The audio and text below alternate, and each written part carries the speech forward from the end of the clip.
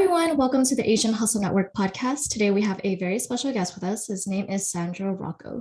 Sandro is the founder and chief executive officer of Sanzo, the first Asian-inspired sparkling water. Sandro graduated from Villanova University with a degree in chemical engineering and began his career as a nuclear engineer at Exelon Corporation.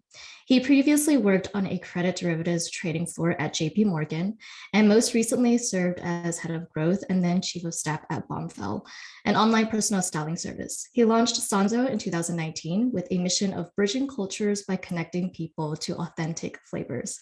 Sandra, welcome to the show. So great to be here. Thank you so much to you both for having me.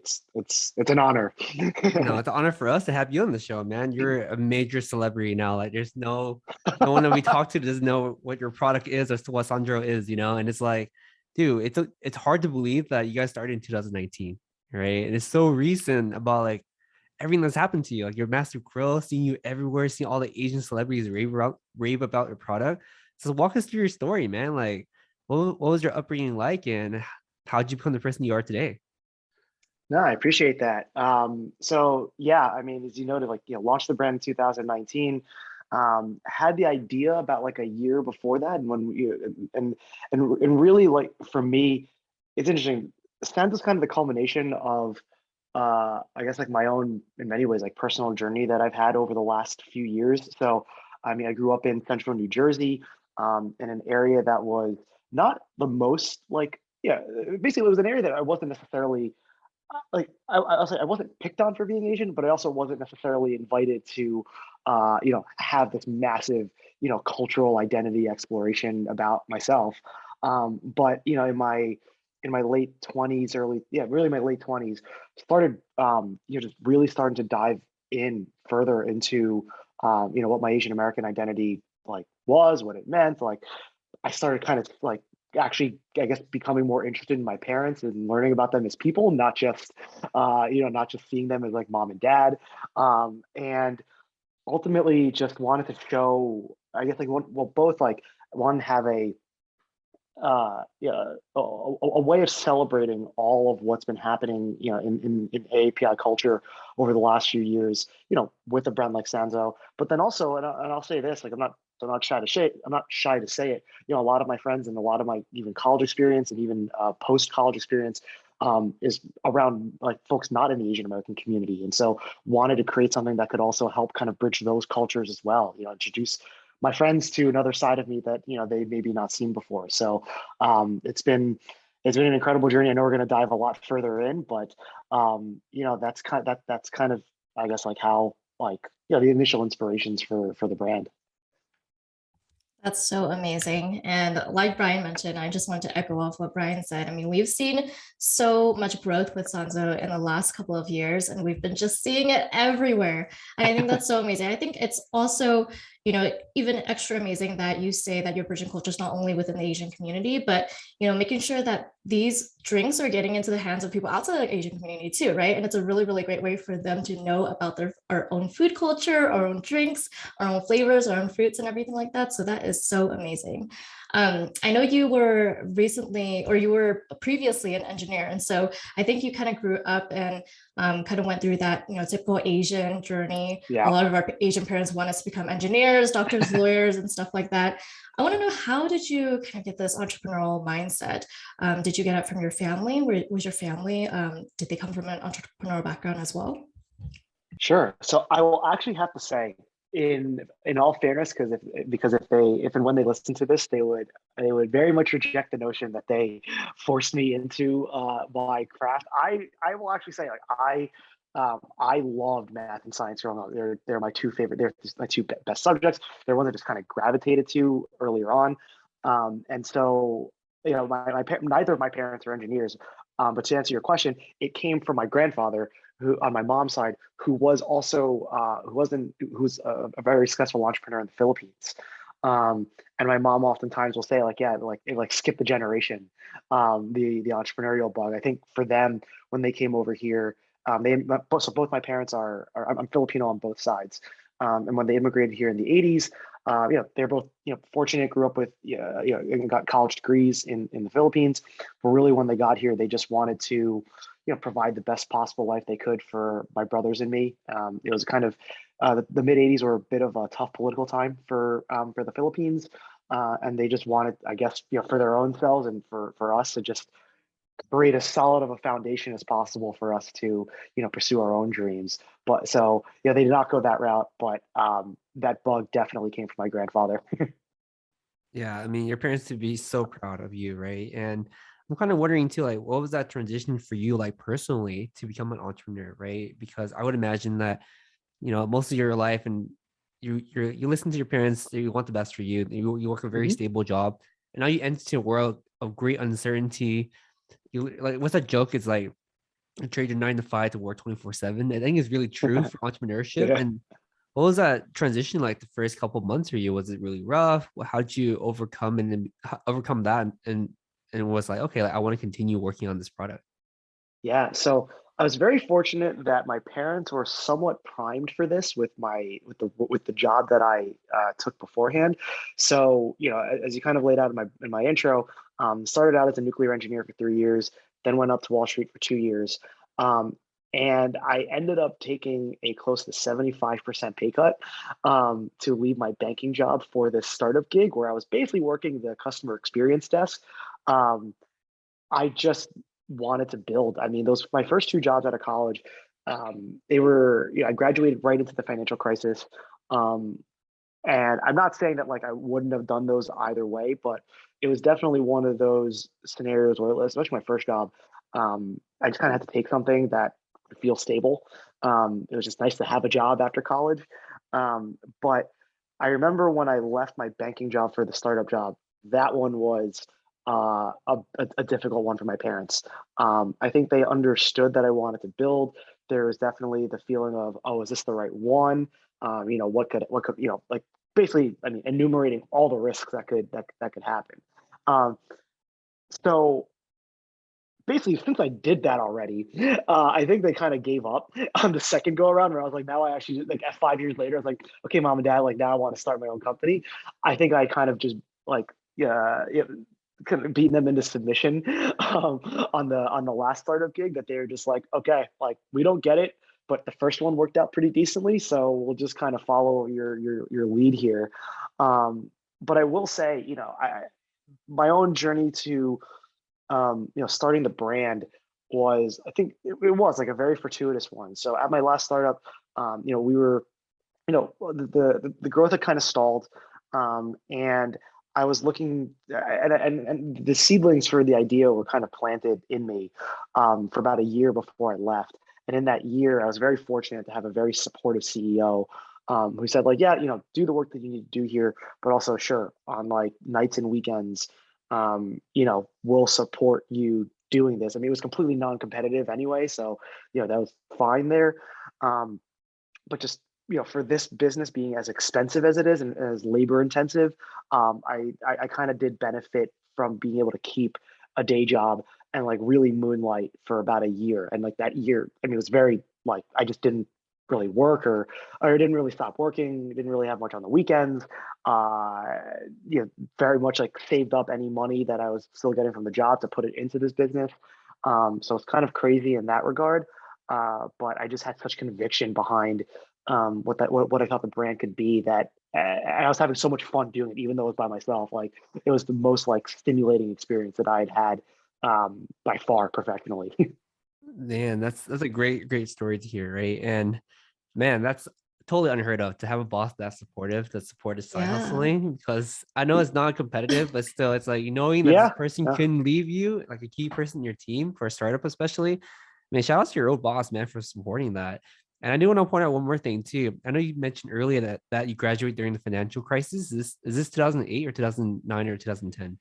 2009. Yeah, that's a rough time, right? And Oh yeah. I feel like a lot of people on our podcast that became entrepreneurs are from that time period, right? It's like at that time period, for you guys don't understand, it's like you graduate and stability is the key, right? I just remember like applying for like 100 jobs and getting one interview. It's insane, right? No one wanted to hire us. It's really sad. And then once you get into your job, it's like, they're now laying off people in that company. You're like, what is Hmm. company loyalty? Like, how do I where would I be in my 40s and 50s, right? And that's something I think all of us think about that's so impacted by that generation. That's the reason why we became entrepreneurs, right? Yeah, I couldn't agree more. And I feel like you're actually seeing something similar now with the advent of Web3 during the pandemic. And like, we talk about the Great Resignation. I think there's other terminologies folks are throwing out there, but I feel like what has been very interesting, and so like since let's call it the last 13, 14 years, is that there's really been like a I think for folks who are willing to and want to like step into it, there's a really like moment of like empowerment for folks who are working jobs to either like diversify revenue streams, or just be able to like just like tap into their creative self in ways that may not have been open to them 15, 20 years ago. And so it's it's very interesting what a level of uncertainty in the market, like how like the yin and yang of that, where people just like adapt and create their own mechanisms for their own personal growth, professional growth, generating income, what have you. So yeah, couldn't agree more. Yeah, I definitely agree with that statement too. And I know for sure that you definitely paid your dues in like the first 2 years. You're still paying your dues now. Like we just talked about this earlier, right before the podcast. You're always working really hard, keeping your head low and just working like hard on your business and everything. But I'm kind of curious too, at what point, as you're grinding it out, did you realize that, hey, like I need to do this full time, I need to leave my job, I need to grow my team, I need to fundraise? That's a huge transition, right? It's kind of scary for most first time founders. How did you handle that? Like Yeah. what came first? Yeah, Yeah, I want to piggyback on that too. I was just going to ask the same thing because I know there was an overlap from when you were working in corporate and when you were working on Sanzo. And so I want to know if you had like any goals that you set in mind, getting to like a certain revenue projection or getting to, the next product or something like that. Was there some sort of benchmark that you were looking forward to? sure. So a lot of things are very different, right? Like when to leave the job, when to fundraise, when to whatever. Like a lot of these for me happened at different parts of the journey. Um, at the beginning, and I think this is probably a logical progression that most founders would take is, hey, let me moonlight until I can pay at least like the rent. So maybe I'm not paying myself a salary, but at least paying myself a rent, and then I'm at least de-risk there.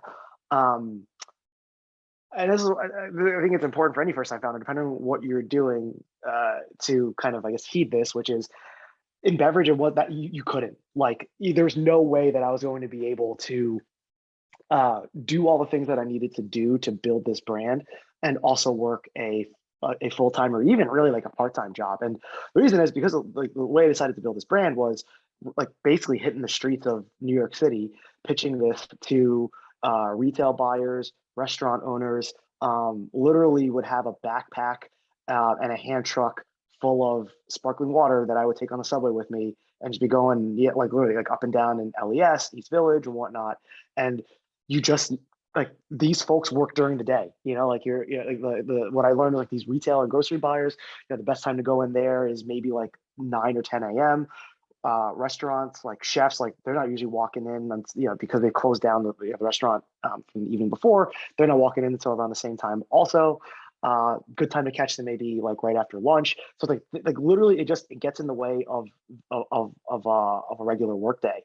And so the calculation for me, it really became a leap of faith. It was here's how much money I have in my own bank account.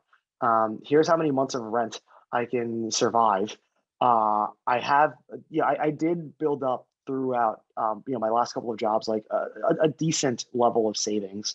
Um, but it was like, this is either going to, so for me, it was basically, this thing's got to hit in for me, it was like roughly 15 months. And I was like, that's it. Like, I'll assess, like, I'm going to give myself that period of time and then I'll assess as I get closer to that. But I'm also I'm going to make this decision and not like seed ground. Like, and so it wasn't I'm not going to basically committed to making the decision and like not revisiting it for at least several months unless things were going like horrendously. But yeah, it was pretty leap of faith. Whew, what a relatable piece of content you just said right there. It's like, yeah, it falls along the concept like burning the ships and don't look back type of thing, or it's like you really have to swim now, otherwise like you're gonna sink, right? And Yeah. I feel like that with that feeling, it's like you would do things you would never do because you have no other choice to do it. Yeah. right? I would say it's a great motivation, but also something that you don't want to do that often. Like, you can't make the best decision, you're back against the wall every single day, right?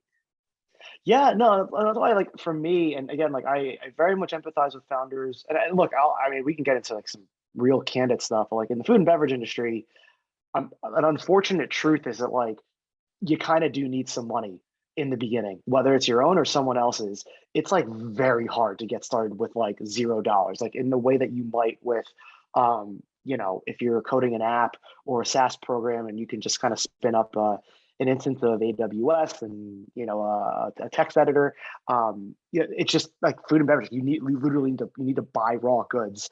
You need to pay someone to make the goods. You need to you maybe maybe find you can develop your own branding for free, but you just need to like pay for these goods.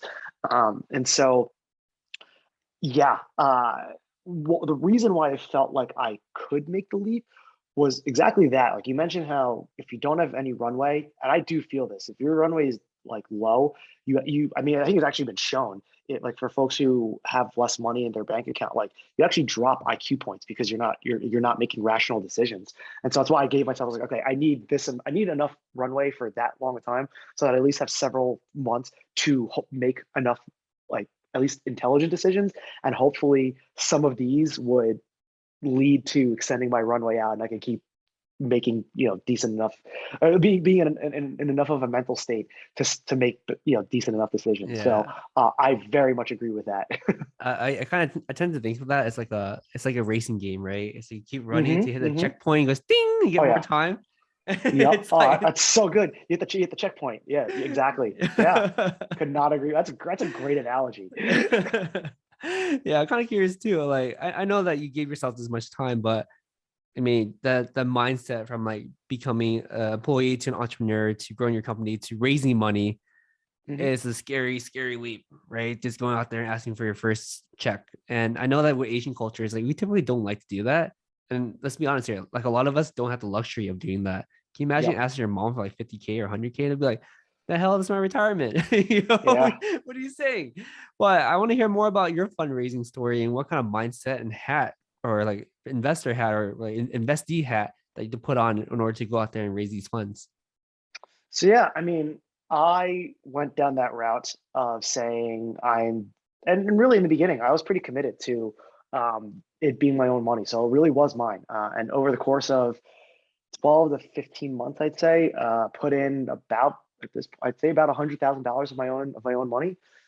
It didn't take my bank account all the way down to zero, but I'm definitely rebuilding it back, right? I kind of as we speak. Um, and so I really was focused on generating enough proof of concept with just the money that I had. And again, I know that's like not a lot. Not everybody has that $100,000 to kind of put in and get it off the ground. Um, and I guess what I would say is I got kind of fortunate that with that money that I put in over that year, was able to get enough proof of concept where I could then start raising around. And, you know, for me, it was literally, unfortunately, like April, May 2020, in the heart of the pandemic. But that's also when our business got really hot. We started, when folks were unfortunately sheltered in place, folks were quite scared to go to the grocery store, or sometimes, I don't know, maybe even some grocery stores weren't open. Amazon orders were taking 3-4 weeks to arrive, and so we had a direct consumer site. And yeah, my former experience was at a head of growth was as a head of growth at a startup, and so I basically went all in with all the remaining money that I could afford to put into the business, and just put it to Facebook ads, Instagram ads. I also wanted to make sure I saved a little bit to like contribute to the community, because we saw, a big thing for me was like I've worked in certain restaurants like earlier in my life, and it was very one of the earliest stories that I heard, um, was that undocumented workers, were kind of like going to immediately be like incredibly vulnerable because they couldn't get unemployment. PPP loans are taking forever to get, and even then, they're still kind of murky, whether they get access to that. And so I was pretty big on like, hey, if our business is going to have any success, like it can't just be me, benefiting from it. Like it just felt weird and kind of unfair for that to be the case. But after that, it was like, well, we have a whole we have a whole potential for growth here that I just can't fund. And that's usually a good reason to raise capital. And usually you can get people to give you money or invest money in your business when that is the story that you're telling. And so, I would say over basically 6 to 8 weeks, was able to put together, about like a little like over $1 million, to be our first outside financing round. And a lot of that was a combination of like folks in the API community who, maybe had their own, who had kind of heard of us in a couple of months before that, and kind of started flushing it out to their networks. And then I'll also say like the like the D2C and, just general like e-com community founders, and like heads of product and, early stage VCs who either were Asian American or are in the Bay Area, and like they're really integrated into these communities. And so, just kind of have, an extra 10, 25 or 50K to, kick in. And that's just kind of, I mean, we can go deeper into that if you'd like, but like we were kind of off to the races after that. Let's go deeper. Yeah, cool. I know you raise a lot from like prominent API leaders, right? And it's like you built a relationship with a lot of them. I never seen investors rave about a product so much as yours, right? Whenever I go out to these API events, and trust me, me and Maggie go out to a lot of API events. We see Oh yeah, a lot of your products everywhere. Yeah, your products were everywhere. And I think like, especially during the pandemic, like I'm so glad that you were able to see that, there was an opportunity for us, as Asians to really represent and bring more of our culture out there. And we saw the same thing with Asian Hustle Network. Like we started Asian Hustle Network like a couple months before the pandemic. And we're like, shoot, like this is really bad. What's happening with the Asian community is really, really bad. But then at the same time, we saw a lot of Asians coming together and actually like learning more about their heritage, learning more about their culture. Mm-hmm. And I think that's what makes Sanzo so special. And I think another thing what Sanzo does really well is like you guys have such a unique story, and a lot of other companies that have these sparkling water brands, most of these brands are just labels created by large multinational corporations that don't have a unique story, right? And they don't have a community, but you've really built that community, and you've really pulled on a lot of like the Asian community's heartstrings, and you're just like reeling them in, because a lot of these people they have this like very what do you call it? Like it kind of goes back to the memories like, wow, I had these flavors when I was younger. I want to try these flavors, like this brings me back to my childhood. So you've really created that unique story with Sanzo. Thank you. I mean, the only thing I'd say back to that is like, and I guess I've tried to reach out to the community, but more importantly, like the community has gotten behind Sanzo. So, I see it very much as a two-way street, and one that like, I think I owe even a more significant, debt back the other way. But yeah, I think what you said is correct in that, and what I do believe is our, defensibility as a brand, and just like what I just take such pride in is that we have that relationship, like, and we've both, I think both sides have invested in that relationship, and we're just like very grateful for the way the last 2 years have gone for us. I love it. And again, like Maggie and I love seeing your growth. We will know that we see a lot more of your growth in the future. I want to talk about something really funny or fun, or like a fun subject. And I want to hear about how you came up with your flavors, right? And how many lists of flavors did you have initially, and which ones you're like, oh heck no, like even though you thought the flavor is going to taste good, it tastes horrible, right? Let's talk through like the brainstorming session of like how you chose your flavors so far. And talk about the bottles you had too, because I know you went through some iterations of the bottles. Yeah. Wow, that's right. I forget. Y'all do your research. So the first flavor, and actually the first idea was, I'll say like the genesis of it wasn't even necessarily just like, oh, it needs to be an Asian inspired sparkling water. One of the first things I actually thought about was, as a Filipino American, I was like, hey, calamansi is like a pretty special citrus fruit. It's got obviously like these pretty obvious like lime hints, but also has like a roundedness and tangerine flavor and an oranginess. And I was just like, That's like great. I mean, and as Filipinos, we typically use it more just like as like a garnish, or like just like to add acid to like sisig or other dishes. But like where like I just felt like there was room here to like explore that flavor more. I mean, and part of my thought was like, if folks can get around pronouncing acai, or drinking kombucha, and like get their arms around that and make those big things, then like surely to me, getting folks to connect with and to a fruit like calamansi would have, shouldn't be like as difficult, as long as there's a good brand and a good story behind that. So I actually originally started making like a very popular Filipino drink called like, it's called calamansi juice, but it's really like a limeade.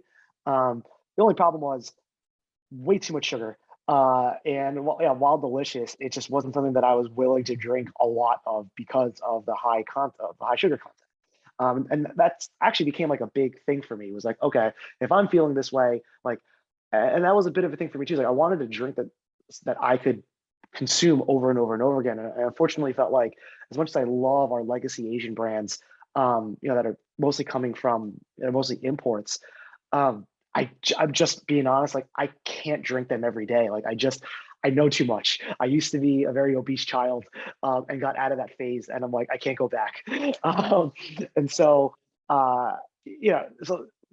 so then I then just started thinking about, well, okay, well, what if you put calamansi in sparkling water? At the time, and I still do, like we'll drink like a tequila soda or a vodka soda or things like that, and that was kind of how those wheels started turning. Um, and so the calamansi was the first one, but but so like the next two, I just kind of figured three was going to be the magic number to launch with. Um, that one was going to be my sour or tart flavor. And then I was just looking at other sparkling water brands, and I was like, okay, you need one much sweeter flavor just to accommodate that profile. I originally started using Philippine mangoes, but we since obviously now have migrated over to the Indian Alfonso mango. But so that one was actually kind of like a weirdly intuitive thing for me. And then the last one, which actually for most folks would probably think it would be the most intuitive, was actually my last flavor, and was recommended to me by my friend, who's just like, if you're starting an Asian sparkling water brand, like you absolutely have to have lychee. Um, and and so it actually came together relatively like quickly like that. I mean, I did try out, um, and it actually was delicious. So I did a tamarind one.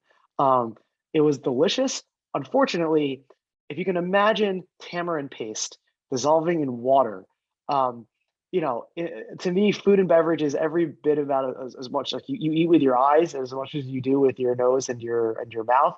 Um, the I'll just say the color of the beverage was not something that we thought was going to scale well, with customers. So that was a fun one. We did something with like a papaya blend of sorts, and oh, that was terrible. I mean, I haven't yet tried experimenting with durian, but I would imagine that durian is going to be a much stronger, um, or a bouquet, um, as the papaya was. And so those are definitely two like eye-opening experiences, because like carbonation really just brings out like carbonation takes any flavor profile that is in the underlying liquid and just like amps it all the way up. And that's why I think we've had some success here with like the calamansi. We just launched the yuzu ginger, with the lychee. Like, I think that's why we've had some success. But then you also learn about certain fruits and flavors that like have certain things that you kind of just like dismiss, or you just kind of fold them into the overall profile.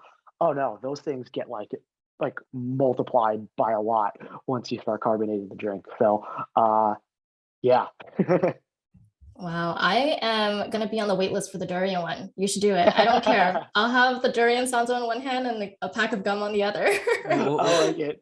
we'll single-handedly keep your sales up for the durian side.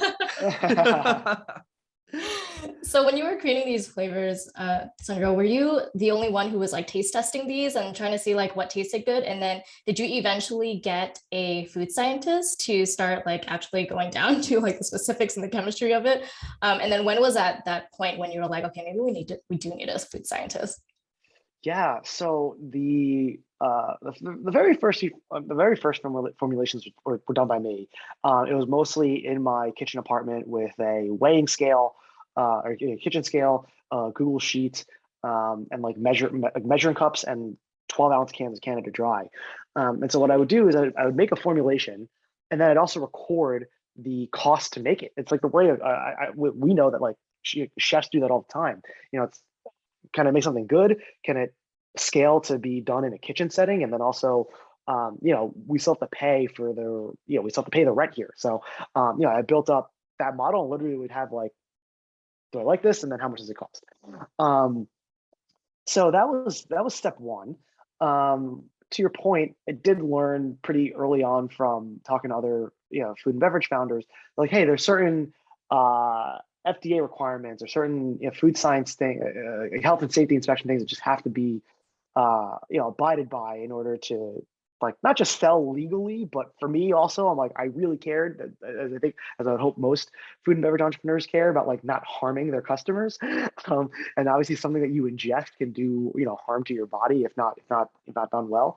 At that point I got connected with there's a, it's attached to Cornell University, called Cornell Food Labs. And basically, what they do is you send them the recipe, and then they tell you, hey, you need to incorporate these steps to make sure it's the food is it's a safe product. For ours specifically, because we use real fruit juice, but folks can now buy the drink. Like it's shelf stable. Like it doesn't need to be refrigerated when you buy it. They had to undergo pasteurization, which essentially just means like heating the can up to a certain temperature and holding it there for a certain period of time, so it kills all the microbes in the juice that could possibly cause it to ferment, and cause it to taste very badly.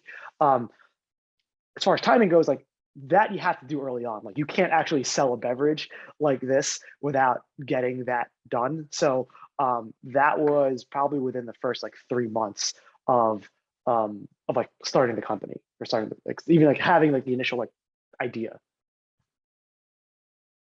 That's amazing. I just love hearing like the background information about and the process behind it, because I'm sure there's a lot of other people who are just like selling it without even going through the correct protocols. But I love how you're just doing everything correctly.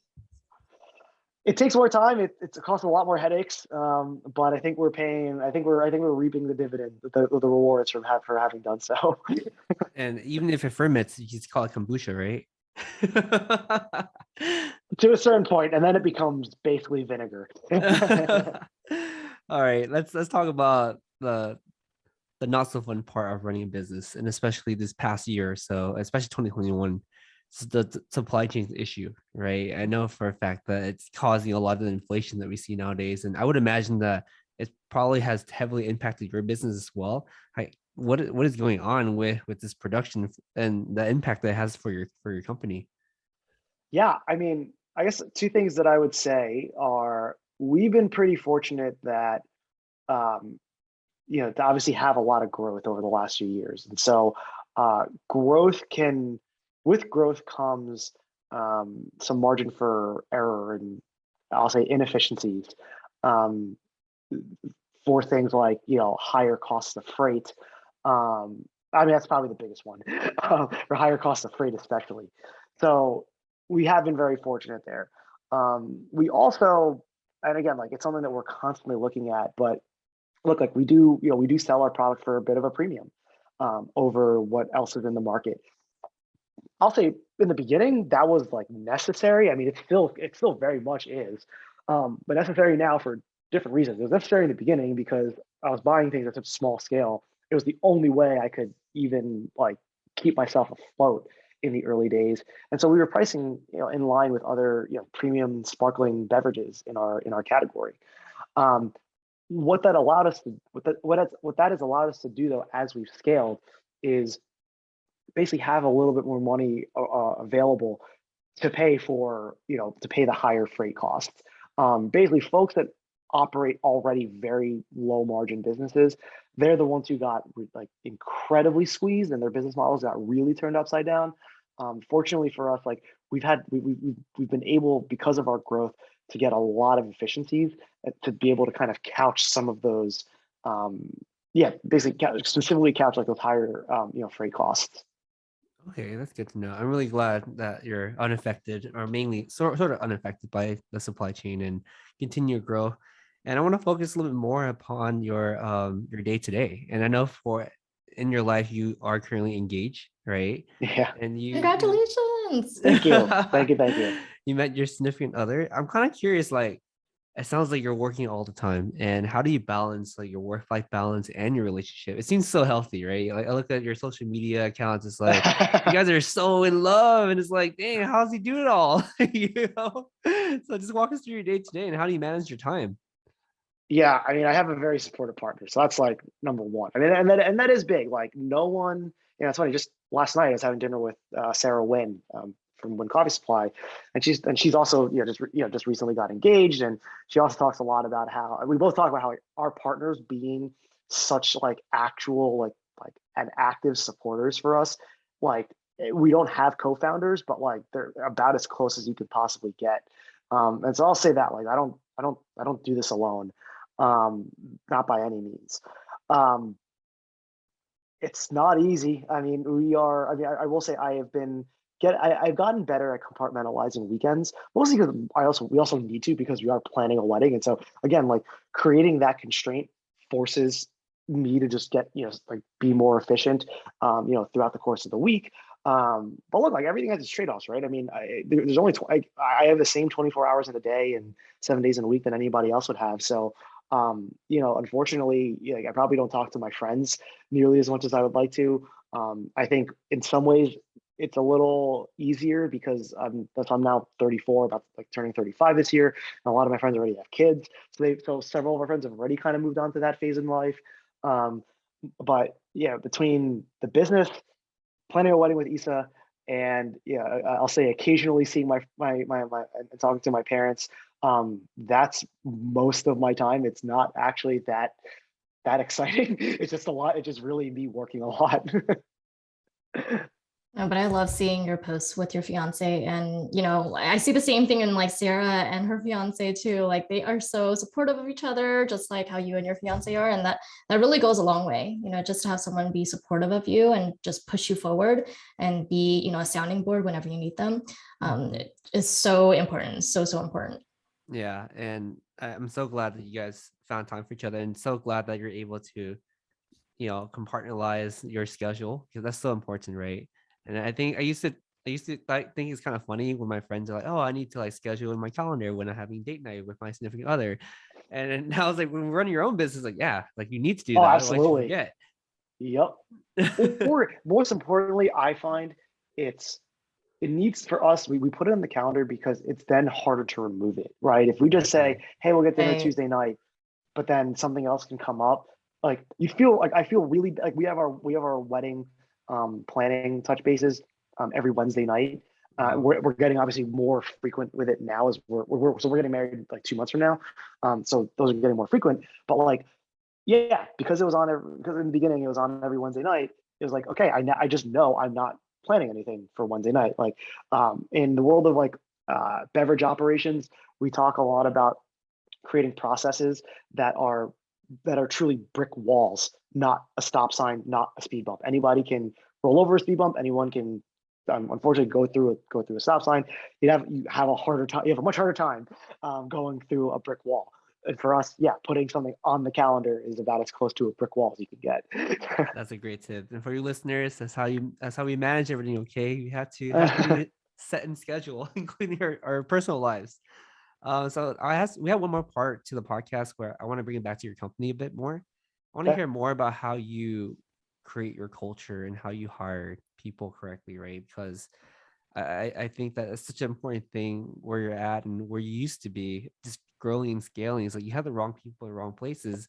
It actually causes you a lot more work, right? Yep. And you don't have the right culture, like you're kind of doomed.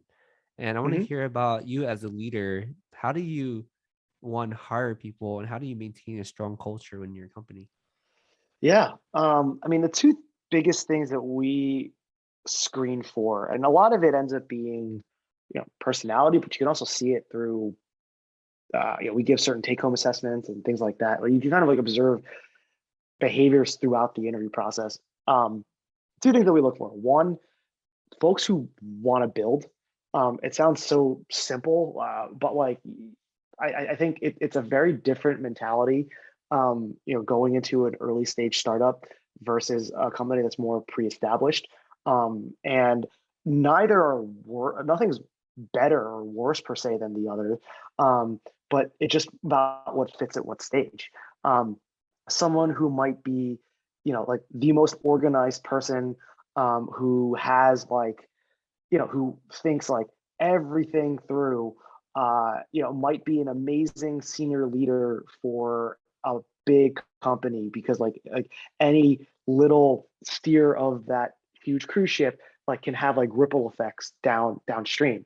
For us, like we really privilege folks who are just like who just move to act like they have a bias towards action. um and it's just apparent usually, like we can see it typically through like the way that they talk about the work that they've done. We even put in our job descriptions that we're specifically giving extra looks to people who have a demonstrated like you've actually seen it either in your job, or you or your parents have had either had like a side hustle, or your parents operated are a small business owner, something like that. Just like it is something that like when you're around, you just get, and something that you have not been around, you need to like kind of oftentimes just like kind of learn. And so that's like a big one for us. And then the second half of that is more of a personality perspective. Is we really screen for folks who are empathetic. It's actually like empathy is actually our number one core value at the business. And a lot of that times can come through like just like how a person answers some questions, how they respond back to emails, like scheduling up time. If they're talking to other team members, like what's their reaction? Like, are they respectful? Like just how do people comport themselves? Um, and so, I mean, those are easily the two biggest things that we screen for. And then after that, the hope is, um, that when they come on, like my big thing is like, our goal is to empower you. I don't have like the way that our brand is growing. We don't want, or I don't have the bandwidth to micromanage. We're going to really screen to make sure that folks who are coming in, we can empower them to be autonomous. On like maybe not on day one, but like pretty closely after. And I will say, like in full candor, like we are moving fast. We do need folks to keep up. We think this is an amazing place to work if you're able to, but also like, yeah, like we do screen for folks who are able to kind of like get off the starting block pretty quickly. Yeah, I really like the answer a lot. And Jason Wiley of Julie Media will be Oh, quite yeah. proud of that. Yes, he preaches empathy all the time. And that empathy piece is so important though, because I feel like that could be so easily be like a domino effect. Like when you notice that one person isn't being empathetic, or, the opposite of that, it causes other people to have like a bad mood as well. So it's really important. I also want to learn more about, from the pandemic, we know that there have been a lot of new CPG brands, especially in the sparkling water field. And so I kind of want to know, and just curious about like how you view competition, right? And like how often are you like going into like just researching the market and seeing if there's any other new brands out there that are coming up with new sparkling water brands. It doesn't have to be Asian, but I want to know like how you're viewing the competition right now, because there's just been so many new brands of like sparkling waters and like drinks and everything on the market recently. Yeah, I mean, I was literally just texting yesterday with Jeremy Kim from Nectar. So I mean, if that's any notion, and then we were together, like we were at an event together. He was at my table back in December. I mean, if that's any notion. It's like it's to say competition, sure, but much more collaborative. I mean, especially in the world of CPG, um, like you need multiple brands to build a category or a set. And so we've all been, at least the ones that I know, we've all been pretty collaborative and looking for ways to help each other out. They're obviously TikTok fiends, and where we think we have where we think we've done well is in distribution. I think we have a product that has resonated, but then in beverage, people have to be able to find it, or if they want it, or if they're in a store, even if being in the right place where a customer can discover you, is I think something that our team has done, pretty well in our early days, and so we're all whether it's sparkling water or hot sauce or sauce pack or sauce starters or coffee, I just see it as all collaborative and all moving, pushing the ball forward. So the best way that I would say it is we celebrate it.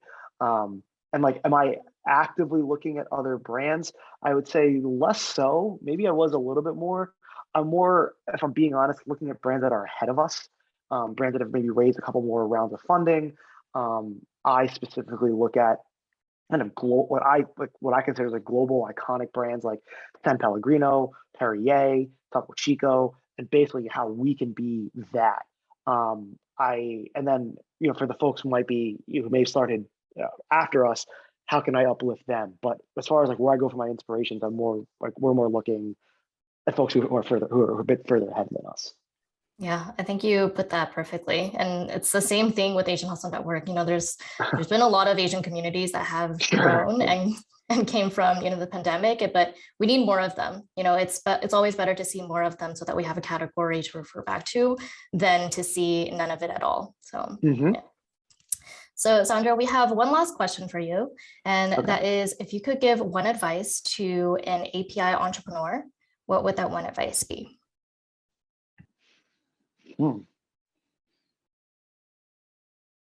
Right now, I guess this would go for any founder, but I guess for an API founder, it's I would say something very simply is just build. There's so many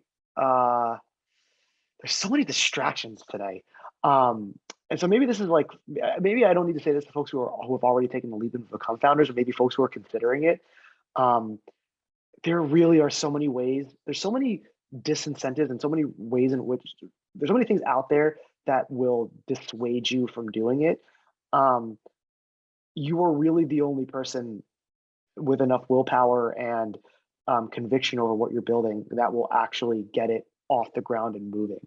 And so if this is something that you want to do, this is something that you've aspired to do in your life, be some kind of creator, whether it's in entrepreneurship or let's say the entertainment industry, you've always wanted to write a script or act or what have you, or sing or something, or write music. Literally the only thing you can do is just do it. Stop reading about what other people are doing or getting taken off your path. I do think in any form that I can get in with the founder, it's I think the best thing I can kind of just give them is the reassurance that if you just build and can just actually zone out stuff and just focus, it's amazing the things you can accomplish. But unfortunately, I think this world has just kind of created so many opportunities for folks to not hit that deepest level of focus and flow state. So create those opportunities to actually be able to create. Love that so much. Bottom line is to just do it. Take action, baby. Take action. Yeah. Thank you so much for that advice, Sandro. So where can our listeners find out more about you and Sanzo online? Yeah, so you can visit us at drinksanzo.com. Our primary channels on social media, our handles are at drinksanzo, and that's across TikTok, Instagram, Twitter. And then, wherever you're listening to us, you can also, whether you can either buy us on drinksanzo.com or Amazon, or increasingly, we're getting a lot more distribution. So we have a store locator on our website where you can look and find us. Well, go pick us some right after this podcast right now. I'm thirsty. Well, man, thank you so much for being on the podcast today. I know we we sort of bits and pieces of your story before, and it's like it's always great hearing it again and again and again. And it's crazy hearing how much growth you have. So we're gonna for sure tap you on the shoulder again in a year or two to have you back on the Of course. podcast. I want to hear all about your updates and your progress, man. Thanks so much. And thanks for all you do. Really, folks like me couldn't do it without communities like what you're building. So thank you so much. Appreciate it. Thank you, Sandro.